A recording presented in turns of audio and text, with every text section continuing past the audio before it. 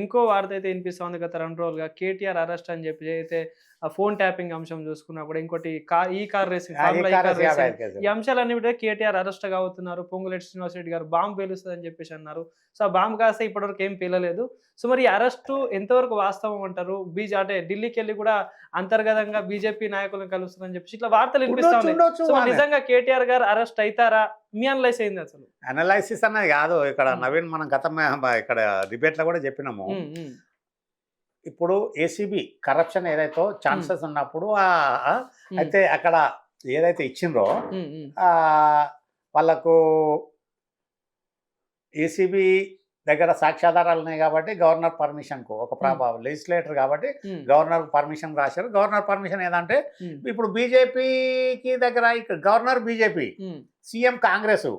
ఇక్కడ ఏమైతుంది బీజేపీకి ఏముంటది, కాంగ్రెస్ ఎందుకు సహకరించాలి అని ఉంటే దాని ప్రకారం ఉండవచ్చు. ఇప్పుడు వాళ్ళ చెల్లెను చేస్తురు అని కవితను 6 నెలలు ఏడాది నుంచి అంటే ఎప్పుడో చేసారు కదా.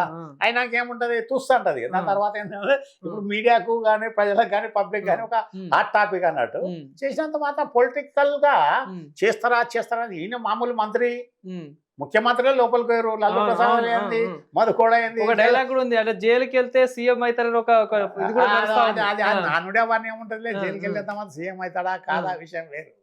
ఇక్కడ కేటీఆర్ కు ఖచ్చితంగా ఏదైతుందో నేను చెప్పిన కదా, ఒకవేళ ప్రాసెసింగ్ లో తప్పు అయితే ఫైల్ ప్రొసీజరల్ ల్యాప్సెస్ పద్ధతులు పాటించినప్పుడు ఖచ్చితంగా వయలేషన్ కింద ఖచ్చితంగా దాని మీద ఏసీబీ అనుకుంటే కేసు పెట్టవచ్చు.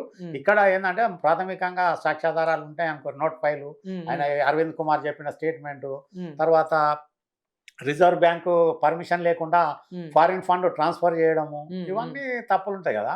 ఇక రేపు ఇంకోళ్ళు ఉంటే ఇంకోటి చేస్తూనే ఉంటారు కదా.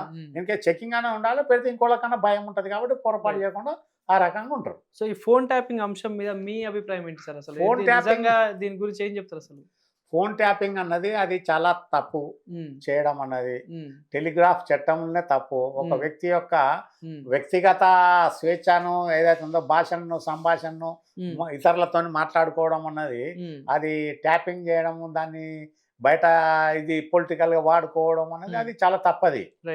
దానికి ఫోన్ ట్యాపింగ్ ఇప్పటి కూడా వాళ్ళ ముగ్గురు అందులోనే ఉన్నారు కదా, నలుగురా భుజంగరావు, రాధాకిషన్ రావు, తిరుపతయ్య, ప్రణీత్ రావు, నలుగురు ఉన్నారు. ఆ ప్రభాకర్ రావు వస్తున్నాడు, ఆయన గ్రీన్ కార్డు తీసుకున్నారని కూడా చెప్తున్నారు. ఆయన పాపం క్యాన్సర్ పేషెంట్ ఉన్నాడు.